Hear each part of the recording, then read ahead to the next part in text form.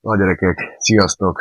Itt vannak az izraeli tankercsajok, akikről beszéltem, és elmesélik, hogy lőtték szarra az egyik kibucot.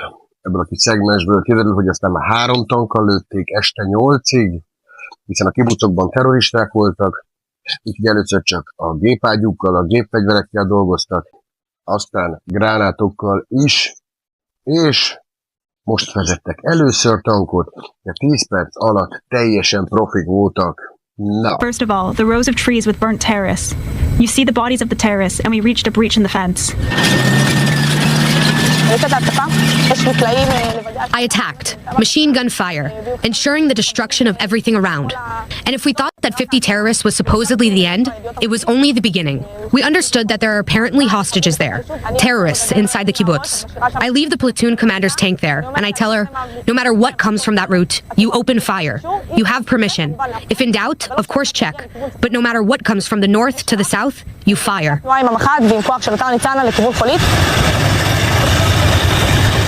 And movement begins with the brigade commander. The driver actually identified 2 terrorists and reported to me that she recognizes 2 terrorists. And I told her, just run them over. She ran over them and moved on and prevented more of them coming. We got to the entrance of the settlement and saw the gate closed, and a soldier came to me, like such a blur, running to me in a panic, raised his hands and shouted, "Terrorists, terrorists! Enter the kibbutz, terrorists!"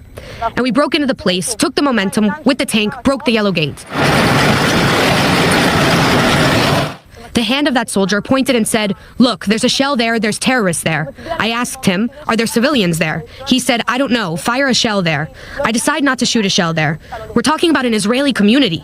I fired machine guns into the entrance of the house. Amerika 3 darab 7.62-es gépfegyverrel rendelkezik, és egy 12,7-essel, amit az amerikaiak csak úgy hívnak 50 cal.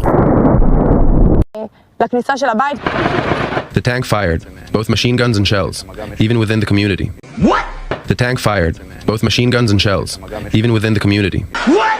The tank fired, both machine guns and shells, even within the community. Okay! Basically a very complex fight. The terrorists did not fight the tank. They fought, and when the tank came, they either ran or they died. The fighting continued there until around 8 in the evening, until we made sure the area was clean, that the community was safe, and you evacuated the civilians. Was this the first time you shot people, terrorists? I feel like it was exactly how I prepared for it in training. There are exercises for everything, and just doing what the mind knows and what the hands know. And that there are terrorists all over, in all the trees north of us. I immediately loaded my stuff. The whole team just told me that they identified terrorists, and we started shooting. Starting by firing machine guns at terrorists who are closer to us, and we continued to fire shells at the terrorists a bit further away. I saw the hits, I saw them fall. It is important to say that none of us knew how to use it. It's a system that no one knew how to use. It's a qualification you have to pass in the army. None of us knew. In about 10 minutes, we all became experts.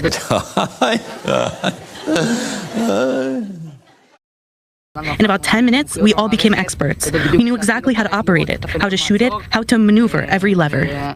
Just learning, like that in the field, at that moment, how to deal with a situation. As soon as 50 terrorists passed you, and you watch videos, and you know that the route access is threatened by anti-tank weapons and RPGs and terrorists in every corner, so of course you say, well, maybe I'll be the next victim in a second. Tehát szarrá lőttünk mindenkit. At this point, while fighting, when they encountered dozens of terrorists and eliminated them, the company commander, Captain Kari, dispatched a 3rd tank from Nitzana, commanded by Sergeant Ophir.